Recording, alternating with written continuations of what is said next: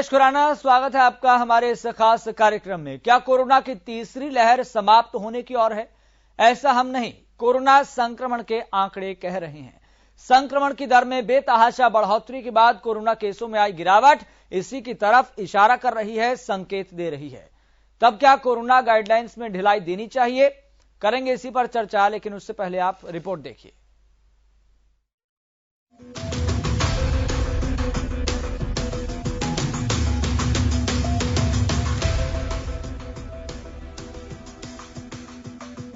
देश का corona metre एक दिन में 2.55 लाख से ज्यादा केस मिले। एक दिन में 614 लोगों की मौत। देश में 22 लाख से ज्यादा कुल एक्टिव केस। अब तक 4.90 लाख से ज्यादा की मौत। वहीं हरियाणा में भी कोरोना संक्रमण की रफ्तार पर ब्रेक लगा है। पिछले 24 घंटों में कोरोना के 6007 नए मामले सामने आए हैं। वहीं इससे पहले एक दिन में 7516 मामले सामने आए थे। हरियाणा का कोरोना मीटर एक दिन में 6007 नए कोरोना केस मिले। 24 घंटों में 17 लोगों की कोरोना से मौत। अब तक कुल 10,000 से ज्यादा की मौत। 51,000 से ज्यादा एक्टिव कोरोना केस। कोरोना के आंकड़े गवाही दे रहे हैं कि तीसरी लहर का जो कहर है वो कम होता जा रहा है। तो क्या अब सरकार को गाइडलाइंस में ढिलाई देनी चाहिए? क्या वक्त आ गया है कि बाजार के खुलने का समय बढ़ा देना चाहिए? और क्या स्कूलों को फिर से खोला जा सकता है? इस फैसले पर अंतिम फैसला सरकार और हेल्थ एक्सपर्ट को मिलकर लेना है। लेकिन कोरोना के लगातार घटते आंकड़ों ने एक बार फिर जिंदगी को सामान्य गति में लौटने की उम्मीद बढ़ा दी है। Bureau report, Haryana news.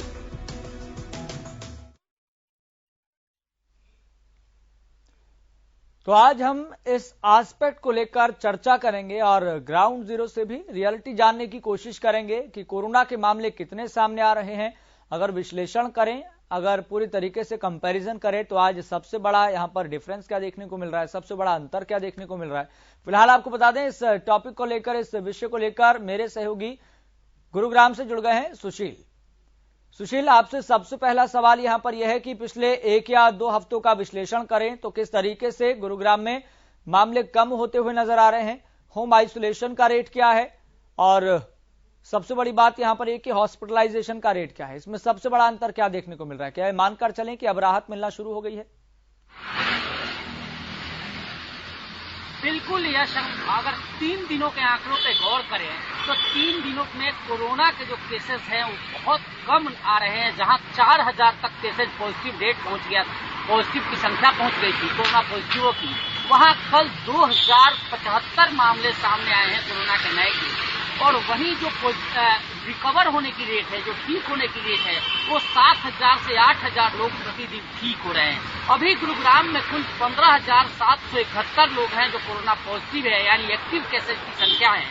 और उसमें 15,000 से ज्यादा लोग होम आइसोलेशन में है। मात्र 175 आदमी अस्पताल में है और डेथ रेशियो भी कम है। हालांकि अगर आपने इस पूरे महीने की बात करें तो इस जनवरी में जो संक्रमण दर है वो करीब 20% से पार जा चुका है।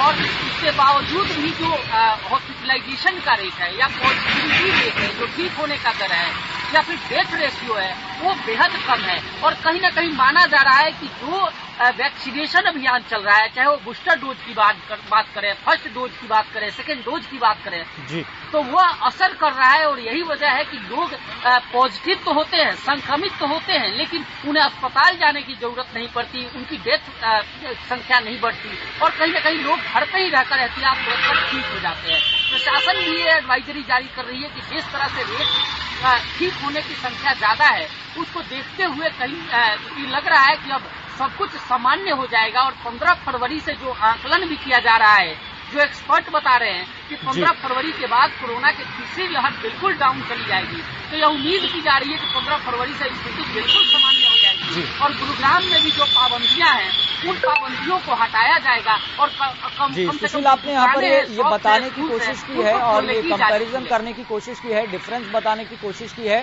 कि यहाँ पर राहत देने वाली खबर कैसे है और हॉस्पिटलाइजेशन का रेट क्या है और होम आइसोलेशन मरीजों का रेट क्या है। यहाँ पर साफ अंतर पता लग रहा है कि जो अधिकांश लोग हैं, या फिर कहें कि एक बहुत बड़ा हिस्सा मरीजों का वो होम आइसोलेटेड है, उनका घर पर रहकर ही इलाज हो रहा है। इस बात को हम स्वीकार रहे हैं, ये कहीं ना कहीं ये बात राहत देने वाली भी है।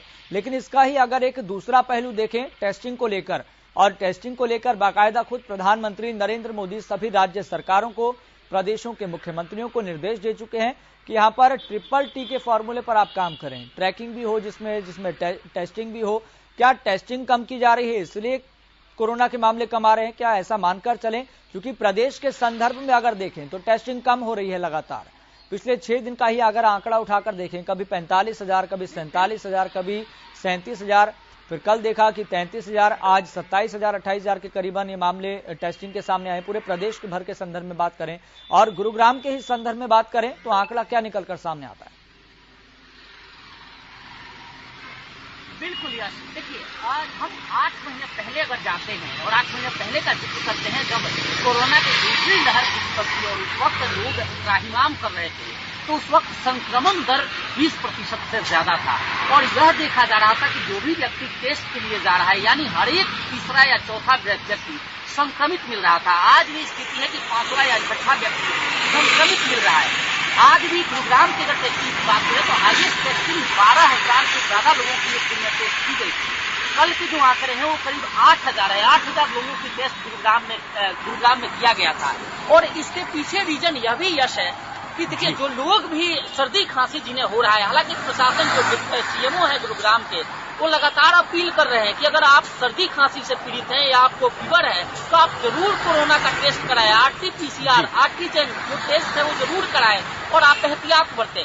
लेकिन लोग भी बिल्कुल सक्रिय हैं और साथ ही लोग कहीं ना कहीं अस्वस्थ नजर आ रहे हैं। वो इसको सामान्य फ्लू मान रहे हैं और एहतियात बरत रहे हैं। जो नॉर्मल जो मेडिसिन है डॉक्टर की सलाह से वो ले रहे हैं और यही वजह है कि होम आइसोलेशन में ही वो ठीक हो रहे हैं। हालांकि प्रशासन लगातार यह कवायद चला रही है, अपील कर रही है, लोगों की एक मुहिम चलाया जा रहा है कि आए और टेस्ट कराएं। मैं सिविल अस्पताल का जिक्र करूं, गुरुग्राम के सिविल अस्पताल का, जहां लोग टेस्ट कराने के लिए लाइन लंबी लंबी दिखती थी, लेकिन अभी हम देख रहे हैं 3 से 4 दिनों में लोग कम निकल रहे हैं, कम जा रहे हैं। और जब लोगों से बात हो रही है कि आपको शिकायत है सर्दी खांसी की, फीवर की शिकायत है और आप टेस्ट के लिए नहीं जा रहे हैं, तो उनका मानना है कि जो उनके फैमिली डॉक्टर हैं उनसे संपर्क के बाद वो दवा उन्होंने ली है और उस मेडिसिन से उन्हें राहत है। तो कहीं ना कहीं देखिए यश, यह माना जा रहा है कि जो कोरोना की जो तीसरी वेव है, थर्ड वेव है, और जिस तरह से प्रकोप है उस तरह का प्रकोप नहीं है और ज्यादा से ज्यादा लोग ठीक हो रहे हैं। बहुत सारे ऐसे लोग हैं जो संक्रमित होते हैं और तुरंत ठीक हो जाते हैं। साथ ही एक और बड़ी खबर कि आपको बता दें कि आज 10:30 बजे जो हेल्थ मिनिस्टर है मनसुख मांडविया, आज 9 राज्यों के जिसमें केंद्र शासित प्रदेश है उनके मुख्यमंत्री स्वास्थ्य मंत्रियों के साथ उनकी बैठक है और माना जा रहा है कि इस बैठक में कई अहम हल निकल सकते हैं। यानी जिस तरह से महाराष्ट्र में स्कूल खोलने की इजाजत मिली है, यह माना जा रहा है कि हरियाणा सरकार भी यह पक्ष रखेगी और हरियाणा के स्वास्थ्य मंत्री ये बात रखेंगे कि यहाँ भी स्कूल या फिर जो दुकान है या बाकी बहुत महत्वपूर्ण आस्पेक्ट ये है, क्योंकि अगर स्कूलों के संदर्भ में ही बात करें तो स्कूल एसोसिएशन लगातार ये मांग कर रही है कि स्कूलों को खोल देना चाहिए। हालांकि उनकी तरफ से कई कंपैरिजन भी किए गए हैं कि जब आप शराब के ठेके खोल सकते हैं कि स्कूलों को खोला क्यों नहीं जा रहा। कई तरह के तर्क भी रखे जा रहे हैं। सुशील, मैं आपके पास लौटूंगा, चूंकि इसी खास मसले पर हमारे साथ अर्थशास्त्री जुड़ गए हैं आकाश जिंदल जी। आकाश जी, आपका बहुत बहुत स्वागत है हरियाणा न्यूज पर। धन्यवाद जी। आकाश जी, कोरोना काल है, तीसरी लहर का जिक्र लगातार हो रहा है। कोरोना के मामले पहले बढ़ रहे थे, अब गिरावट की ओर देखे जा रहे हैं। लेकिन मेरा सवाल इस पहलू को लेकर है कि इस तीसरी लहर में अनऑर्गेनाइज्ड और ऑर्गेनाइज्ड सेक्टर पर कितना बड़ा प्रभाव पड़ा है, कितना बुरा प्रभाव पड़ा है, किस तरीके से हाहाकार आप देख रहे हैं? बहुत बुरा प्रभाव पड़ा है। देखिए हुआ क्या है, पहला लॉकडाउन 2020, दूसरा लॉकडाउन 2021 जी। अब 2 लॉकडाउन की वजह से लोगों के रिजर्व यानी देसी भाषा में कहे तो जमा पूंजी वो खत्म हो चुकी थी जी। लोग जब 2-2 महीने 1 महीना घर बैठे तो पुराना जमा किया हुआ पैसा उनका खर्च हो गया था। तो इस बार का जो है जिस तरीके से लॉकडाउन लगा तो उसने आम आदमी को बहुत तकलीफें पहुंचा दी है। तो आम आदमी के लिए दिक्कत बहुत ज्यादा रही है, बहुत परेशानी रही है, बहुत दिक्कत का वक्त रहा है और इकोनॉमी को भी काफी नुकसान हुआ है। देखिए आज की तारीख में अनऑर्गेनाइज सेक्टर, वो लोग जो अपने काम से कमाई करते हैं, बहुत ज्यादा उनके पास फंड की अवेलेबिलिटी नहीं होती। तो ऐसे में अगर 15 दिन, 20 दिन या 1 महीने के लिए दुकान या उनका और एंटरप्राइज बंद होता है, तो वो नुकसान 15 दिन या 20 दिन का नहीं, वो नुकसान 3 महीने के साइकिल का हो जाता है उनके। वो बिजनेसमैन का पूरा साइकिल इंपैक्ट हो जाता है। ना सिर्फ बिजनेसमैन, एक जो छोटा व्यापारी है, एक जो दुकानदार है, उसके साथ 4-4, 5-5 कर्मचारी भाई जुड़े होते हैं, तो उनके ऊपर भी कहीं ना कहीं इंपैक्ट आ जाता है। और फिर जो सरकार की टैक्स कलेक्शन है, उसके ऊपर भी उसका इंपैक्ट आता है। इसीलिए मैं शुरू से कहता आया हूं, मेरी ऑर्गेनाइजेशन आकाशजिंदल.in की तरफ से नेशनल चैनल पे भी ये अपील रही है कि ठीक है, कोरोना को हमने हराना है, कोरोना से हमने लोगों को बचाना है, सोशल डिस्टेंसिंग भी रखनी है, बट कारोबार बंद ना किए जाए। कारोबार को इस तरीके से चलाया जाए कि सोशल डिस्टेंसिंग को प्रैक्टिस करते हुए भी कामकाज चलते रहें। बिकॉज आज की तारीख में हमें एक बैलेंसिंग एक्ट रखना है, इकोनॉमी को भी चलाना है, लोगों को कोरोना से भी बचाना है। मानता हूं कि जितना कहना आसान है उतना करना आसान नहीं है, बट कहीं ना कहीं एक कुशल बाजीगर की तरह हमें बैलेंसिंग एक्ट करना बहुत जरूरी था। और अच्छी बात है कि धीरे धीरे चीजें खुल रही हैं। अब दिल्ली में भी एक रेगुलेशन आया था जिसके अंदर ऑफिसेज को वर्क फ्रॉम होम कर दिया गया था, जबकि सच्चाई ये है कि बहुत से ऑफिसेज वर्क फ्रॉम होम पे चल ही नहीं सकते थे, अब उसको चेंज कर दिया गया है। तो सिमिलरली हरियाणा में भी मेरी सरकार से निवेदन है कि लोगों को सोशल डिस्टेंसिंग प्रैक्टिस कराई जाए, जितनी प्रिकॉशंस हैं कोविड प्रोटोकॉल का फॉलो कराया जाए, बट साथ ही साथ इकोनॉमी को ओपन रखा जाए। बिकॉज हमें नहीं भूलना चाहिए, हमारे हरियाणा में देखें आज कितने लोग हमारे बेरोजगार हैं, कितने व्यापारी ऐसे हैं जो अपने एम्प्लॉयज को सैलरी देने में सक्षम नहीं है। तो हमें कहीं ना कहीं हर घर में जो है लोगों को सेहतमंद भी रखना है, साथ साथ घर के अंदर चूल्हा भी जलता रहे, घर के अंदर रोटी कपड़ा मकान के लिए उचित पैसा पहुंचता रहे, वो भी बहुत जरूरी है। तो कहीं ना कहीं अगर कोविड प्रोटोकॉल को प्रॉपरली फॉलो किया जाए तो हम इकोनॉमी को भी बचा के रख सकते हैं। देखिए आज की तारीख में 2 सक्सेसिव लॉकडाउन हुए, 2020 का, 2021 का। उनसे as you have rightly said, economy को एक बहुत मेजर सेटबैक, एक बहुत बड़ा सेटबैक लगा है और बहुत से व्यापारी, बहुत से कर्मचारी उस चीज से आज तक उभर नहीं पाए हैं। तो आज की तारीख में हमें इन चीजों को इंश्योर करके चलना बहुत जरूरी है। आज हम कह रहे हैं कि देश के अंदर जीडीपी ग्रोथ 8 या 8.5% रहेगी, लेकिन जो देश के अंदर जीडीपी ग्रोथ इतनी ज्यादा है उसका फायदा पूंजीपतियों को ज्यादा मिलता है। जो हमारे बीपीएल बहन भाई हैं, बिलो पॉवर्टी लाइन बहन भाई, मेरा वो रिक्शे वाला भाई जिसको सारा दिन रिक्शा चला के शाम को पैसा चाहिए जेब में, मेरा वो मजदूर भाई जिसको रोज दिहाड़ी चाहिए। अब बहुत से भाई हमारे ऐसे हैं जिन्होंने डेली कमाना है, डेली खाना है। अब मेरे रिक्शा वाले भाई की रिक्शा कब चलेगी? जब लोग बाजार जाएंगे, जब लोग ऑफिस जाएंगे, तब उसकी रिक्शा चलेगी, तब शाम को 500 रुपए कमाएगा। मेरे मजदूर भाई को रोजगार कब मिलेगा? जब एक बिल्डिंग का कंस्ट्रक्शन होगा, लोग नए मकान बनाएंगे, नए शोरूम बनेंगे, नए प्लांट्स एंड मशीनरीज लगेंगे। तो ऐसे में इकोनॉमी का चलते रहना बहुत जरूरी है। दूसरा, आप किसी भी व्यापारी से बात कहेंगे तो आपको कहेगा कि जी मेरे कैश का साइकिल टूट गया है। अब इस कैश के साइकिल को समझना चाहें, ये कैश का साइकिल क्या है? रॉ मटेरियल सप्लायर से लेके, it start from raw material supplier, it goes up to manufacturer, then wholesaler, then retailer, the customer who buys it. So this is a cycle which continues from the raw material supplier, vendor to the ultimate customer. Now in case we break even one component in this chain, the entire chain gets impacted. और उसका ultimate खमियाजा किसको भुगतना पड़ता है? उस हमारे भाई को जो 15 या 20 हजार रुपए की तनख्वाह कमा रहा है, जिसको उस तनख्वाह से बच्चों की फीस भी देनी है, बुजुर्गों के इलाज का पैसा भी देना है, बिल्कुल मकान का किराया भी देना है। सारी चीजें कहीं ना कहीं डायरेक्टली और इनडायरेक्टली एक तरीके से जुड़ी हुई है और चलना साथ में बहुत जरूरी है। अगर ये चीजें नहीं होगी तो लोगों की आजीविका पर भी असर पड़ेगा, देश की अर्थव्यवस्था पर असर तो पड़ ही रहा है और अनऑर्गेनाइज सेक्टर और ऑर्गेनाइज सेक्टर पर डायरेक्टली इनडायरेक्टली प्रभाव पड़ रहा है। जिस तरीके से आपने पूरा विश्लेषण करने की कोशिश की है, आकाश जी मैं आपके पास लौटूंगा, चूंकि मेरे साथ मेरे सहयोगी सुशील भी जुड़े हुए हैं ग्राउंड जीरो से। सुशील, फिलहाल अगर देखें, चूंकि तीसरी वेव को लेकर लगातार बात हो रही है, थर्ड वेव को लेकर लगातार बात हो रही है, यहां पर देखें तो अब तक तीसरी वेव में केवल गुरुग्राम की ही बात करें तो डेथ रेट निकलकर क्या सामने आ रहा है? अब तक कितने लोगों की जान जा चुकी है इस थर्ड वेव में? बिल्कुल, देखिए अगर थर्ड वेव की बात करें, यानी हम जनवरी की बात करते हैं, 1 जनवरी से लेकर अभी तक गुरुग्राम में 16 डेथ्स हो चुके हैं कोरोना से। आज 25 तारीख है, 25 जनवरी है, और आज तक जो ऑफिशियल वर्जन है उसके मुताबिक 16 डेथ्स अभी तक रिपोर्ट जनवरी में हुई है। साथ ही जो डेथ रेट्स है और पॉजिटिविटी रेट है उसमें 1.24 है, यानी 1.24% डेथ्स हो रहे हैं। और वो भी जो डेथ हो रहे हैं वो 60 प्लस जो लोग हैं जो किसी और बीमारी से ग्रसित हैं और उनकी मौतें हो रही है। बाकी जो लोग ठीक हो रहे हैं उनकी संख्या बहुत ज्यादा है, यानी लोग ज्यादा से ज्यादा ठीक हो रहे हैं। तो आज जो बैठक है, बैठक के बारे में भी आपको बताएं, क्योंकि अभी थोड़ी देर पहले ही दिल्ली के मुख्यमंत्री भी इस बारे में बता रहे थे कि दिल्ली एनसीआर को सबसे ज्यादा सफर करना पड़ता है और इसमें गुरुग्राम महत्वपूर्ण है, क्योंकि जब भी कोई नया कोरोना का वेरिएंट आता है या जब भी कोई महामारी आता है तो सबसे ज्यादा जो फ्लाइट्स दिल्ली आती है, इंटरनेशनल एयरपोर्ट्स पे आती हैं, वहाँ जो लोग आते हैं, चाहे वो गुरुग्राम में रहते हैं या फिर दिल्ली में रहते हैं, मैक्सिमम लोग गुरुग्राम में आते हैं। और यही वजह है कि गुरुग्राम प्रशासन के पास सबसे ज्यादा लोड होता है, क्योंकि जो लोग आते हैं विदेशों से विदेश यात्रा कर, वो कहीं ना कहीं उस बीमारी को साथ लाते हैं, उनको आइसोलेट किया जाता है, उन पर निगरानी रखी जाती है और वो कहीं ना कहीं उसका फैलाव होता है। तो सबसे ज्यादा अगर संक्रमण की स्थिति है आपको बताएं तो 47,000 से ज्यादा। ठीक है सुशील, बहुत बहुत शुक्रिया जानकारी साझा करने के लिए। आपको बता दें कि इसी मसले पर हमारे साथ पूर्व DG health doctor Satbir Chaudhary भी जुड़ गए हैं। डॉक्टर सतबीर चौधरी जी, आपका बहुत बहुत स्वागत हरियाणा न्यूज पर। बहुत बहुत धन्यवाद यश खुराना जी।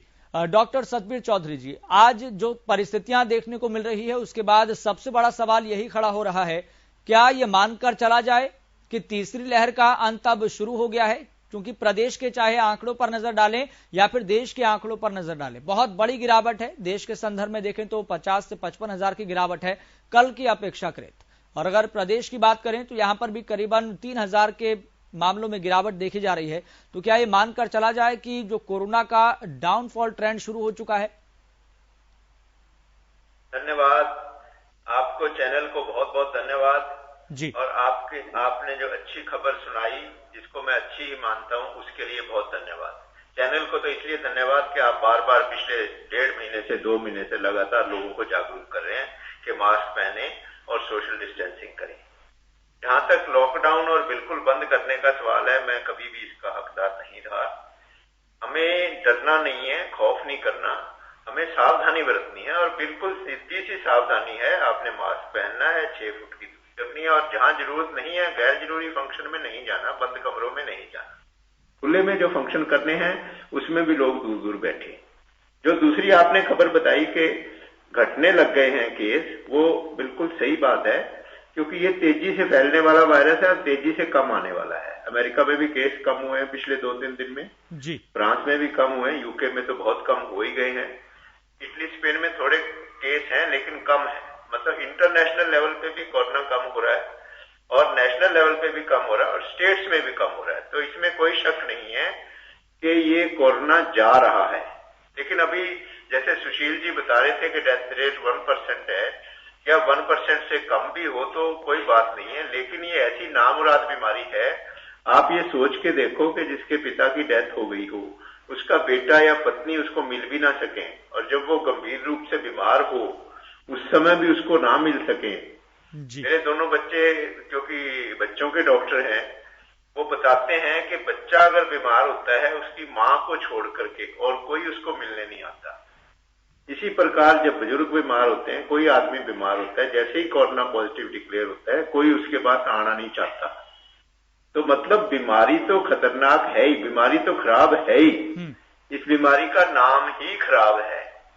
तो हमें सावधानी से नहीं हटना, ये बहुत जरूरी। लेकिन डॉक्टर साहब क्या ये खौफ नहीं करना, डर नहीं करना, लेकिन सावधानी से नहीं हटना। ये जाते जाते भी बीमारी तंग कर सकती है। जी, आप व्यक्तिगत तौर पर जी डॉक्टर साहब, आप व्यक्तिगत तौर पर इस डाउनफॉल ट्रेंड को किस तरीके से देख रहे हैं? क्या आपको लग रहा है कि ये आगे भी इस तरीके से डाउनफॉल देखने को मिलेगा, चाहे देश के कॉन्टेक्स्ट में बात हो या फिर प्रदेश के कॉन्टेक्स्ट में? अगर लोग जागरूक रहेंगे, मास्क पहनेंगे, गैर जरूरी मीटिंगें नहीं करेंगे, गैर जरूरी भीड़ इकट्ठी नहीं करेंगे, तो डेफिनेटली ये पिछले हफ्ते में 10 दिन में खत्म हो जाएगा, डेफिनेटली खत्म हो जाएगा।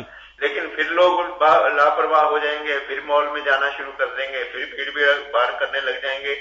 तो एक केस जो है ये इतनी तेजी से फैलता है, एक केस 100 लोगों में फैला सकता है बीमारी। वो तो लकीली अब 50% पॉपुलेशन क्योंकि इम्यूनाइज हो गई है। कुछ लोगों को पहले कोरोना हो चुका है, तो जिनको जो इम्यूनाइज हो चुके हैं, जिनको कोरोना हो चुका है, उनमें कोरोना सीरियस नहीं होता। इसीलिए एक कारण ये भी है। एक कारण तो ये है कि ओमिक्रॉन जो वेरिएंट है डेल्टा वेरिएंट से बहुत कम घातक है, एक कारण ये है। दूसरा कारण ये है कि लोग इम्यूनाइज काफी हो चुके हैं। कुछ लोगों को पहले ये कोरोना का बीमारी हो चुकी है, उनमें जब दोबारा बीमारी आती है, दोबारा वायरस आता है, तो वो उतना असर नहीं कर पाता क्योंकि उनमें कुछ ना कुछ एंटीबॉडी होती हैं। 80% नहीं होंगी तो 20% 30% होंगी। किसी को पिछले वेरिएंट ने भी अटैक किया होगा, तो ये नया वेरिएंट जो है तो कोरोना ही ना, तो उसके कुछ ना कुछ एंटीबॉडी उसमें होंगी। उसकी जो रोग प्रतिरोधक क्षमता है वो डेफिनेटली बाकी लोगों से ज्यादा होगी। लेकिन डॉक्टर साहब, व्यक्तिगत तौर पर आप क्या मानते हैं कि ये जो डाउनफॉल ट्रेंड देखने को मिल रहा है, क्या इसके पीछे एक ये वजह हो सकती है कि टेस्टिंग कम हो रही हो? क्योंकि टेस्टिंग के आंकड़े भी लगातार सामने आ रहे हैं। प्रदेश के संदर्भ में बात करें तो 6 दिन के अंदर यह आंकड़ा सामने आया जो कहीं ना कहीं सवालों के घेरे में है। कभी 45,000 टेस्टिंग हो रही है, कभी 43,000, कल देखा तो 33,000, आज देखा तो 27,000। क्या इस वजह से भी मानकर चले कि बहुत महत्वपूर्ण टेस्टिंग डेफिनेटली कम हुई है? टेस्टिंग डेफिनेटली कम हुई है। अभी 2-4 दिन में ही नहीं, पिछले 15-20 दिन से टेस्टिंग कम हो रही है। लोग भी टेस्टिंग के लिए कम आ रहे हैं जी। लोगों में जब से थर्ड वेव आई है, पिछले 10-15 दिन से मैं देख रहा हूँ, कोई भी आदमी टेस्ट कराना नहीं चाहता। एक लोगों को ये लग रहा है कि ये तो सिंपल सा जुकाम है, जो आम जुकाम है वही मुझे जुकाम है, कोई ऐसी खतरनाक बात नहीं है, इसलिए लोग टेस्ट नहीं करा रहे। टेस्ट कराने लोग जा नहीं रहे और सरकार भी शायद उतनी बहुत ज्यादा रुचि नहीं ले रही। कांटेक्ट ट्रेसिंग तो बिल्कुल नहीं हो रहा। बिल्कुल, ये अपने आप में एक सच्चाई है कि क्वारंटीन जी हकीकत है कि अब टेस्टिंग भी कम हो रही है और यहाँ पर चाहे हम देश के कॉन्टेक्स्ट में देखें, क्वारंटीन भी कम हो रही है जी। ठीक है डॉक्टर साहब, मैं आपके पास लौटूंगा। हमारे साथ अर्थशास्त्री आकाश जिंदल भी लगातार जुड़े हुए हैं। आकाश जिंदल जी, व्यक्तिगत तौर पर आप इसको किस तरीके से देख रहे हैं, चूंकि अपने आप में बहुत महत्वपूर्ण एस्पेक्ट है। पिछले कुछ दिनों पहले CMI की रिपोर्ट सामने आई थी जिसमें बताया गया कि देश के कम से कम 5 करोड़ लोग ऐसे हैं जो बेरोजगारी का सामना कर रहे हैं, यानी कि बेरोजगारी की दर बढ़ गई है। और इसके साथ साथ आप पर्सनली इस बात को किस तरीके से देख रहे हैं, चाहे फर्स्ट वेव की बात हो, सेकेंड वेव की बात हो या फिर थर्ड वेव की बात हो, देश कितने साल पीछे चला गया है? आपका खुद का पर्सनली आकलन क्या कह रहा है? देखिए, बिल्कुल आज की तारीख में अनएम्प्लॉयमेंट हमारे लिए बहुत बहुत बड़ा मुद्दा बना हुआ है, इसके बारे में कोई शक नहीं। देखिए, 2020 में जब पहला लॉकडाउन हुआ था, उससे पहले से ही अनएम्प्लॉयमेंट हमारे लिए ह्यूज कंसर्न था। जिस तरह का पॉपुलेशन एक्सप्लोजन हमारे यहाँ है, जिस तरीके से पॉपुलेशन हमारी बढ़ रही है, और बार बार लॉकडाउन में, जैसे मैंने अभी भी बताया था आपको, उसकी वजह से अनएम्प्लॉयमेंट बहुत बढ़ी है। बिजनेसेस बहुत इंपैक्ट हुए हैं, मैन्युफैक्चरिंग साइकिल्स बहुत इंपैक्ट हुए हैं। और होता क्या है, 15 दिन या 1 महीने के लिए जब लॉकडाउन होता है तो businesses typically they get impacted as far as cycle is concern 3 to 4 month. तो बेरोजगारी बहुत बड़ी हुई है। जहां तक आपने कहा कितने साल पीछे चले गए हैं, तो वो आंकड़ा बड़ा सिंपल है। लास्ट ईयर हमारी जीडीपी ग्रोथ -7.3% थी। तो -7.3% थी, तो पहले तो वो साल की जो है हम कम कर लें, और जनरली हमारी जीडीपी ग्रोथ 7% के आसपास होती है, तो 1 साल और ऐड कर लें, तो 2 साल तो डेटा क्लियरली बताता है कि 2 साल हमारी इकोनॉमी पीछे चली गई है। इस बार भी हमारा टारगेट था 9.5% की जीडीपी ग्रोथ, और हम अचीव भी करने वाले थे, क्योंकि कोरोना की सेकेंड वेव के बाद कंट्री के अंदर बहुत जबरदस्त बाइंग रिज्यूम हुई थी। मुझे याद है जब दिवाली का वक्त था, तमाम नेशनल चैनल्स और कई ग्लोबल चैनल्स पे भी किस तरीके से बाइंग रिज्यूम हुई थी दिल्ली एनसीआर में, उसके ऊपर शोज कर रहा था। धनतेरस के समय people were throwing the markets and buying things, but कहीं ना कहीं दिसंबर में आके उसको भी ब्रेक लग गई। अब दिसंबर में न्यू ईयर सेलिब्रेशन भी इंपैक्ट हुई, दिसंबर में बहुत लोग हॉलीडेज पे जाते हैं, वो भी इंपैक्ट हुई। तो मेरे हिसाब से आपके प्रश्न का स्पष्ट उत्तर तो ये है कि देश करीब 2.25 या 2.5 साल पीछे चला गया, जो चीज डेटा भी दिखाता है।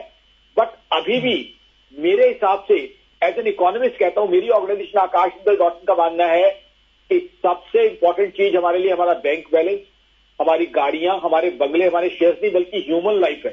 तो सबसे पहले हमें ह्यूमन लाइफ को बचाना है। अगर आज ह्यूमन लाइफ को बचा लेंगे तो इकोनॉमी को हम रिवाइव कर लेंगे।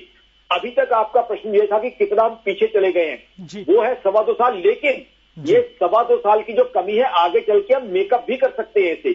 ये नहीं है कि इसका लास्टिंग इंपैक्ट रहे हैं। एज ऑफ नाउ हम 2.25 साल पीछे चले गए हैं, बट अगर हम कोविड प्रोटोकॉल फॉलो करते हैं, आगे चल के कोई कोरोना की वेव नहीं आती, तो we definitely have the ability of bouncing back. Resilience हमारे अंदर है। जैसे टिपिकली देसी भाषा में ट्रेन का एग्जांपल दूंगा, ट्रेन कई बार 2-2 घंटे लेट होती है, लेकिन कई जगह ऐसा मौका मिलता है कि वो पुरानी कमी मेकअप कर लेती है।